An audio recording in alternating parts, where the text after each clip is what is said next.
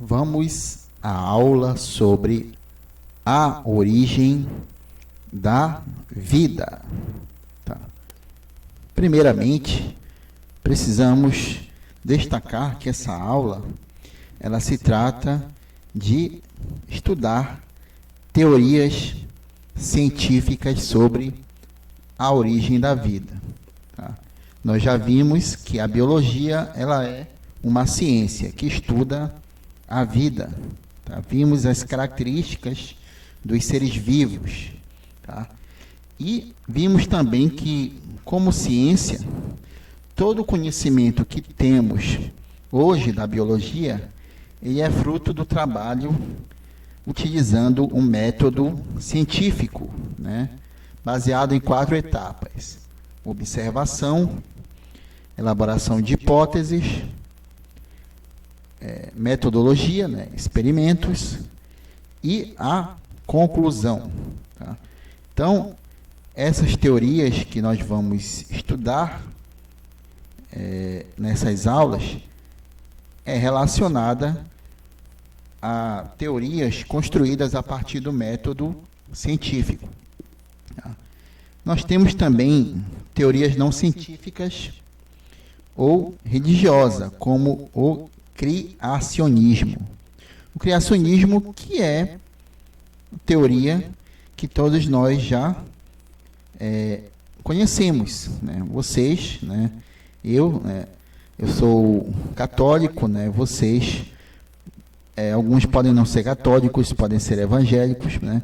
A maior parte da população brasileira é cristã, tá?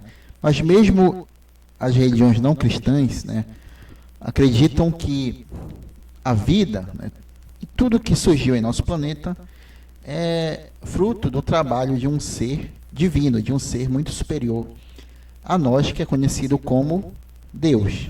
Tá? E o que nós sabemos sobre a teoria criacionista as informações estão em livros como a Bíblia, tá? E as outras religiões, né? Cada uma tem lá o seu livro que fala como a vida surgiu por obra desse ser divino, ser superior que é Deus. Né? Então, essa teoria criacionista, mas vale ressaltar que não é uma teoria científica. Tá? O criacionismo, essa teoria que nós temos, ela não foi construída a partir de um método científico. A informação dela sobre a origem da vida é baseada em estudos de livros bíblicos, né, como a Bíblia, tá, e os outros livros religiosos. Tá? Então, vale ressaltar, né, essa diferença entre a teoria criacionista e as outras teorias que vocês irão estudar nessas aulas. Tá? Primeiramente, antes de estudarmos sobre a origem, sobre as teorias da origem da vida, precisamos entender um pouco sobre a origem do nosso universo. Né? E a origem do nosso universo, ela também existe uma explicação religiosa, né, que é aquela que Deus criou tudo, todas as coisas, o universo, as estrelas, o sol, né? E nós temos as teorias científicas, né? A mais aceita atualmente sobre a origem do universo, ela recebe o nome de grande explosão. Tá? Se você for pesquisar no Google, né, teoria sobre a origem do universo científica, vai aparecer lá Big Bang. Né?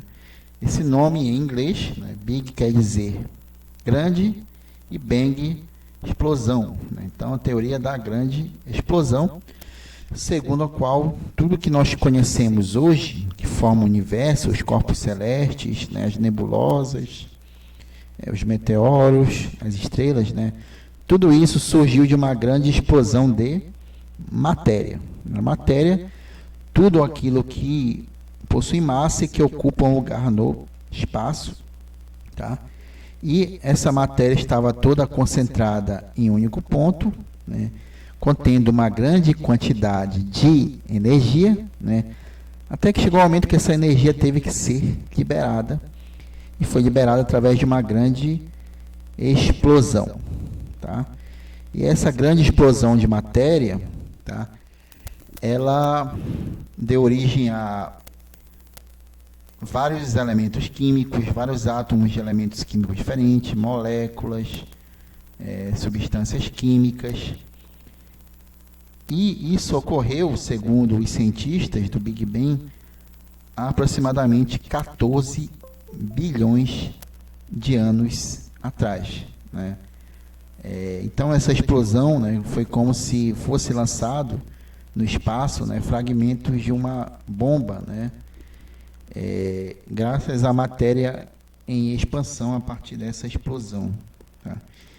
E esses fragmentos eles foram se unindo a partir de uma força gravitacional e se aglomerando. Quando falamos de aglomerar, significa coisas que estão distantes ficam mais próximas, muito próximas, né?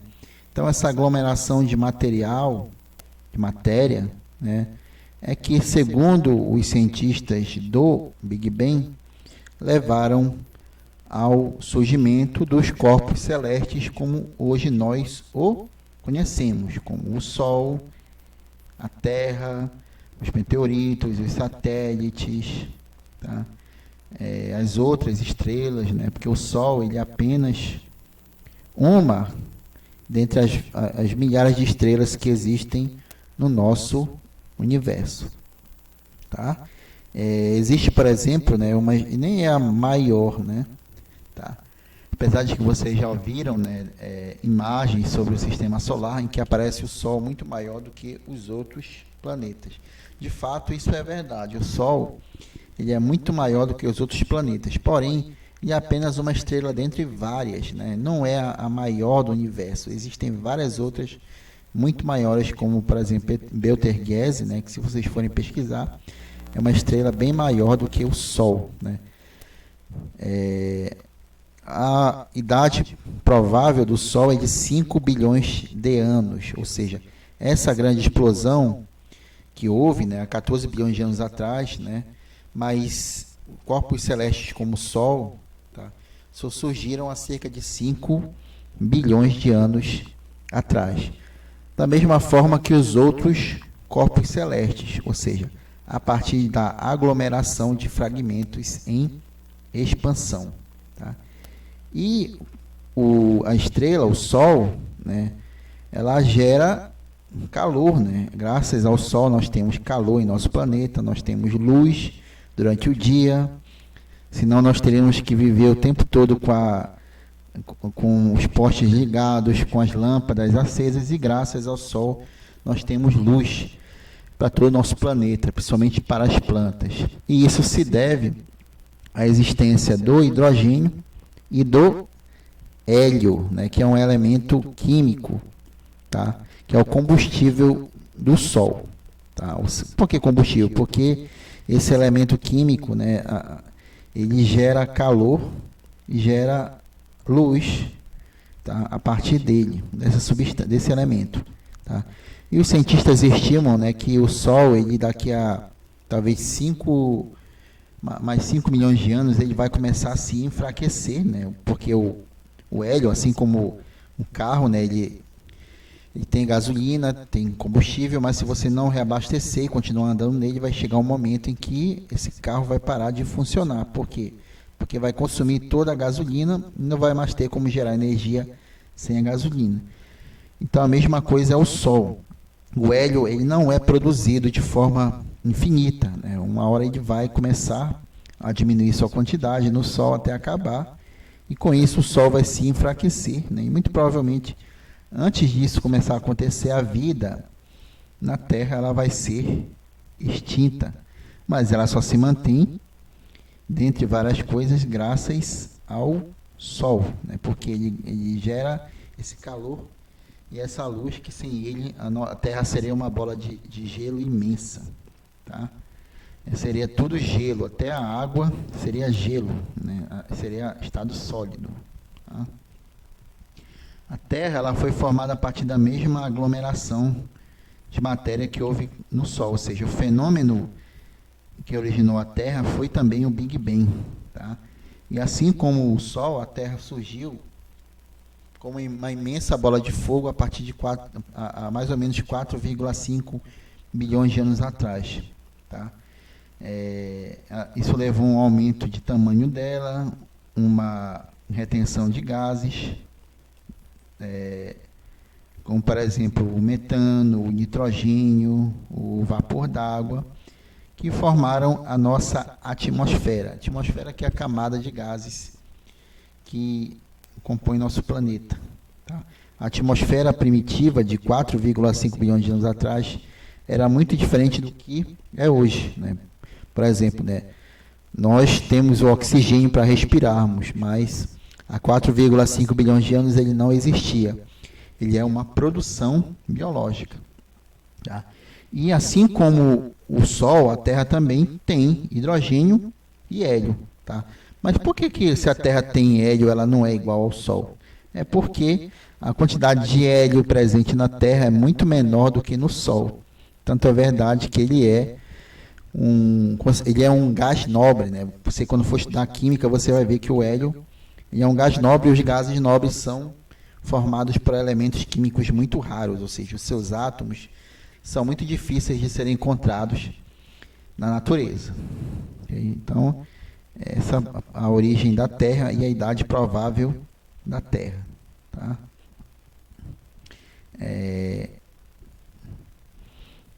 E nós temos aí, né, iniciando o estudo das teorias científicas, né, temos que estudar aí a teoria da abiogênese e da biogênese. Essas teorias, vale ressaltar que elas servem para que nós possamos entender, né, como é que os seres vivos surgem, tá? Como é que eles surgem, tá, em nosso planeta. Tá? Elas não procuram estudar ou mostrar para a gente como é que a vida surgiu em nosso planeta, mas sim como a vida surge, como é que surge um ser vivo. Tá? Então, a teoria que nós temos hoje para a origem da vida não é a mesma que apareceu há vários anos atrás, antes de Cristo. Tá? A primeira teoria que surgiu nada tem a ver com a teoria mais aceita atualmente sobre como os seres vivos surgem em nosso planeta. Porque a primeira teoria que surgiu, ela foi criada por um filósofo grego, Aristóteles, que viveu entre os anos de 384 a 322 a.C. Né? Essa teoria é chamada de abiogênese. A quer dizer não, bio, vida, gênese, início. Tá? Ela afirmava que as espécies de seres vivos, elas surgem por um processo chamado de geração espontânea. Tá?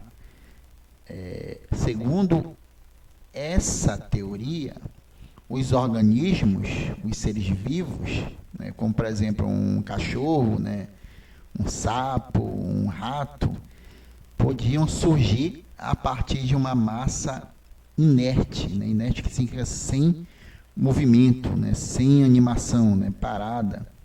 Tá? Segundo um princípio ativo. Tá? Segundo um princípio ativo. O que seria esse princípio ativo? Seria um elemento, um material que poderia fazer com que essa massa se transformasse em um ser vivo. Então aqui dão um exemplo, né? Eles acreditavam que um rato poderia nascer através da combinação de uma camisa suja com um pouco de milho. Então a camisa suja seria essa massa inerte, né? E o milho seria o princípio ativo, ou seja, ele que iniciaria o processo de transformação da massa em rato. Tá? Então é isso que eles acreditavam, os defensores da abiogênese. Logicamente que isso refletia a realidade científica da época. Né? Nessa época, vale ressaltar que não se sabia ainda da existência de seres vivos como as bactérias, né, que são formadas por apenas uma única célula, né? não se suspeitava sequer da existência de seres vivos microscópicos, né? E também nessa época não existia equipamentos como nós temos hoje, como um microscópio, tá? Então tudo isso fazia sentido, toda essa falta fazia sentido para que a teoria da biogênese, quer dizer, é dessa forma que as pessoas da época acreditavam que seres vivos poderiam surgir, tá? Até metade do século XIX, mais ou menos, acreditava-se que seres podiam surgir espontaneamente da matéria não viva, né? Vale ressaltar que até hoje tem gente que acredita nisso. Tá? Tem gente que acredita que, por exemplo, né, se você guardar durante muito tempo o arroz dentro do pacote, né, em um lugar fechado, né, esse arroz, né, ele vai produzir seres vivos, né, como os insetos, como o gorgulho, podem surgir desse arroz guardado durante muito tempo, e se for fornecido um princípio ativo a ele, os grãozinhos de arroz podem se transformar nesses insetos, tá? Até hoje tem pessoas que acreditam nisso ainda, ou seja, pessoas que acreditam na biogênese, né? Porém, sabe-se que um ser vivo, hoje em dia sabe-se que um ser vivo ele surge somente através de uma característica da vida que nós já estudamos, que é a reprodução, né? Que é a capacidade que os seres vivos têm de gerar outros seres vivos, tá? Então, durante um tempo houve embate entre os cientistas defensores da biogênese e os da biogênese, tá? Aqui nesse slide você tem os defensores da abiogênese: Helmut Nihon, Aristóteles, o criador da teoria da biogênese, Isaac Newton, René Descartes, e os críticos, né? Francisco Redi, Joubert, Spallanzani e Louis Pasteur, né? Esse último, ele teve o trabalho científico dele foi muito importante, e graças a ele hoje nós temos o leite em pó, o leite pasteurizado, tá? Dividir micróbios. O Jean-Baptiste von Helmont, né, que viveu entre os anos de 1577 a 1644, né, era um dos defensores da biogênese, né? Ele dava até uma receita de como é que você poderia fazer os ratos surgirem, tá? Segundo ele, né, se você colocar num canto sossegado e pouco iluminado camisas sujas, né, e espalhar grãos de trigo e queijo, né, segundo ele, os princípios ativos, tá?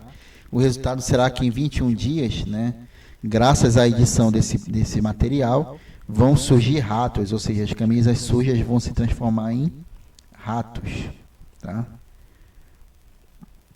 E o Francisco Redi, que viveu entre os anos de 1626 a 1697, né, desconfiando de que havia algo de errado nessa teoria da biogênese, né, nessa receita do Van Helmont, né, desconfiado, já curioso para tentar entender a natureza, né, que é um dos princípios de todo cientista, né, ter a curiosidade, desconfiar das coisas, né. E foi um dos primeiros a empregar um método experimental, tá, para derrubar a biogênese, que ele não acreditava nessa teoria, tá. Uma das principais evidências da biogênese era o aparecimento espontâneo de vermes em carne podre, tá? Só que por Redi, ele não acreditava nesse aparecimento espontâneo, ou seja, que a carne podre, devido a algum princípio ativo, poderia se transformar em vermes. Ele acreditava assim, né, e tinha uma hipótese, uma possível explicação para isso, uma resposta que antes dele fazer o experimento, né, era a resposta provisória dele, de que os seres vermiformes, né, os vermezinhos que surgem na carne em decomposição, em putrefação, são larvas, né, um estágio do ciclo de vida das moscas, né. As larvas podem surgir a partir de ovos colocados por moscas, e não por geração espontânea a partir da putrefação da carne, né. Então essa era a hipótese que ele trabalhava, e que ele queria provar que ele estava verdadeiro através do seu experimento, do experimento que ele realizou, para tentar derrubar a biogênese. Tá? Então, durante um experimento de vários dias, né, ele pegou 4 frascos, tá? 2 deles ele fechou hermeticamente, ou seja, fechou de um jeito com que nenhum inseto pudesse entrar naquele frasco, tá? E outros 2 frascos ele deixou aberto, tá? Só que antes de colocar a tampa num dos frascos, né, nos 4 ele colocou carne, né, carne branca, peixe e carne vermelha. Ele colocou a mesma quantidade nos 4 frascos, né? Em 2 ele fechou totalmente para não impedir que nada entrasse ali, nenhum inseto, nenhum animal, e os outros 2 ele deixou aberto, para que qualquer coisa pudesse entrar. E se a teoria da biogênese tivesse correta e ele errado, tá? Nos 4 frascos, tá, iriam surgir os vermezinhos, as larvas de mosca, né? Então ele estaria errado, tá? Só que no experimento que ele fez ao final dos dias, né, ele verificou que só surgiam larvas de mosca, né, e saíam moscas lá da carne nos frascos que ficaram abertos, né? Nos que estavam fechados não surgiu nenhum vermezinho, tá? E então ele concluiu então que essas larvas que surgiram, elas surgiram a partir de ovos que foram colocados por moscas fêmeas após elas copularem com moscas machos, tá? Então, com esse resultado, ele queria dizer que a biogênese, que os cientistas que defendem ela estavam errados, ou seja, que os seres vivos eles só podem surgir a partir de outros seres vivos e não a partir da transformação da matéria bruta, como os defensores da abiogênese defendiam. No século XVII, porém, né, com a descoberta dos micróbios, né, isso levou a uma reanimação da hipótese da geração espontânea. Tá? Durante algum tempo, o trabalho de Reid ele foi, podemos dizer assim, um trabalho revolucionário na época dele, porque até então ninguém teria pensado numa forma de contradizer a biogênese. Mas os micróbios descobertos no século XVII, eles ajudaram a reanimar. Tá? Os abiogenistas, ou seja, os defensores da geração espontânea, acreditavam que seres tão pequenos e simples como os micróbios, eles não se reproduziam. Ou seja, micróbios não surgiam a partir de outros, já que eles eram muito pequenos, mas sim podiam surgir através da geração espontânea, ou seja, da transformação de algum material em vida, em seres microscópicos. Tá? O John Neher, né, um dos defensores da biogênese, tá? Ele fez um trabalho, um estudo científico, no qual a hipótese da geração espontânea ganhou um novo impulso, né? No seu experimento, ele colocou caldo nutritivo em diversos frascos, fervendo-os por 30 minutos e tampou esses frascos com rolhas, né? E depois de alguns dias, os caldos estavam repletos de micróbios. Tá? Ele argumentou então que os seres presentes nos caldos surgiram por geração espontânea, ou seja, eles não poderiam ter surgido a partir de outros micróbios, porque ele ferveu bem os frascos, né? E a fervura, né? O calor excessivo, né? Ele mata qualquer ser vivo. Então, segundo ele, esse resultado desse experimento reafirmava a geração espontânea, porque os micróbios poderiam surgir dessa maneira. O Lázaro Spallanzani, que viveu entre os anos de 1729 a 1799, né, ele realizou experimentos semelhantes aos de Neher, porém com resultados bem diferentes, tá? Spallanzani, né, as infusões, né, o caldo preparado por ele, foram muito bem fervidas e cuidadosamente arrolhadas, ou seja, o que nós chamamos de fechamento hermético, para ficar livre de micróbios, tá?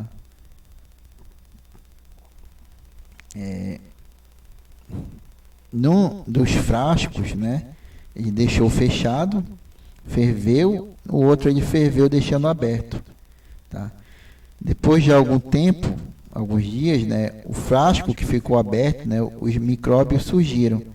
E no frasco que ficou hermeticamente fechado, bem arrolhado, né, eles não apareceram, tá?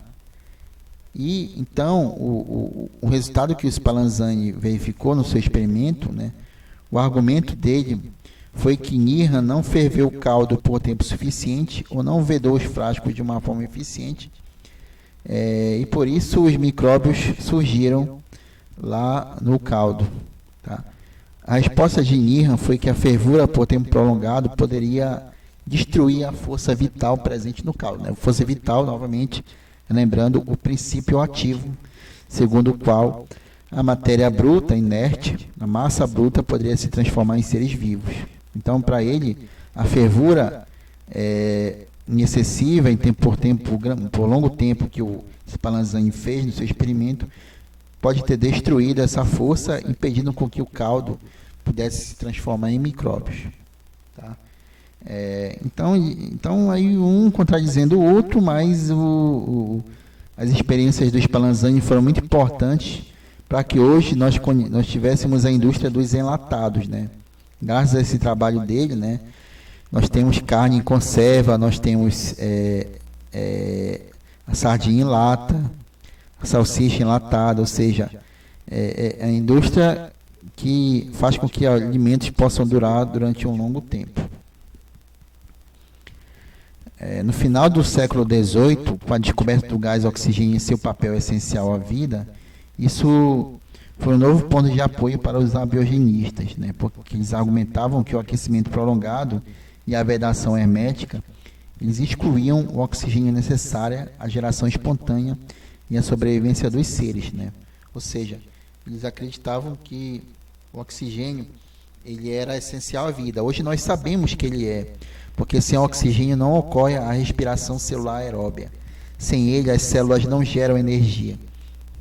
Porém, na época, os abiogenistas acreditavam em uma outra função para o oxigênio, ou seja, ele era o princípio ativo necessário para transformar caldo nutritivo em micróbios, tá? E isso levou a uma nova disputa entre biogenistas e os abiogenistas, né?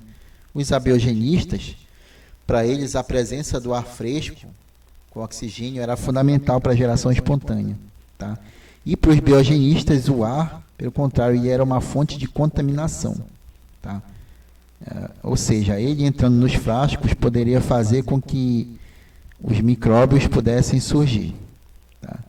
E a Academia Francesa de Ciências, ela queria dar um prêmio para quem apresentasse um experimento definitivo capaz de resolver essa questão, né? Essa briga aí entre as duas vertentes da origem da vida, abiogenistas e biogenistas, tá? E um desses cientistas que ganhou esse prêmio foi o Louis Pasteur, que viveu entre os anos de 1822 a 1825, tá? Ele pegou frascos e amoleceu eles, amoleceu em gargalos de fogo, né, os frascos usados, frascos que possuem essa propriedade de ser amolecidos e entortados, né? Então ele amoleceu eles no fogo, esticou e curvou eles em forma de pescoço de cisne, né? E em seguida ferveu os caldos até que saísse vapor pela extremidade dos gargalos. À medida que esfriava, o ar penetrava pelo gargalo, mas as partículas de ar ficavam retidas nas paredes do gargalo em forma de pescoço, de forma que isso evitasse qualquer forma de contaminação do frasco, ou seja, evitar com que micro-organismos presentes no ar pudessem atravessar o gargalo e chegar até o caldo nutritivo. e se reproduzirem. Tá? Então, o Louis Pasteur, ele conseguiu, então, chegar aos resultados semelhantes do Spallanzani, e de uma forma bem melhor, porque ele conseguiu acabar com o argumento dos abiogenistas, tá? E mostrou que que sem as partículas de ar, né, nenhum frasco contaminado ajudou a derrubar definitivamente a hipótese da geração espontânea. Então, foi os trabalhos deles que conseguiram, de uma vez por todas, convencer a comunidade científica de que essa hipótese da biogênese estava totalmente errada, ultrapassada, e que a comunidade científica não deveria mais aceitá-la como verdadeira. Tá? Então, com a quebra do gargalo, né, ocorria então um crescimento microbiano. Tá? Se você quebrasse o gargalo, né, os micróbios do ar iam entrar, iam se alimentar do caldo, né, e se reproduzir. E com o gargalo mantido, o líquido permaneceria estéril, ou seja, porque não entraria nenhum micróbio para se alimentar do caldo. E aí eles não iriam se reproduzir. Né? Então foram esses resultados que o Louis Pasteur conseguiu no seu experimento. Tá? Então, Louis Pasteur, de uma vez por todas, comprovou que todo ser vivo ele se origina então de outro ser vivo. Tá? Ou seja, ele comprovou uma característica da vida, a reprodução, tá? Que é através dela que a vida surge, a partir dela que os seres vivos surgem a partir de outros seres vivos. E a vida na Terra se mantém enquanto a reprodução estiver ocorrendo. Então, graças a Louis Pasteur, né, embora tenha pessoas hoje que ainda acreditam na geração espontânea, na biogênese, mas a comunidade científica toda é biogenista. Mas e o primeiro ser vivo? Né? Como foi que ele surgiu? Né?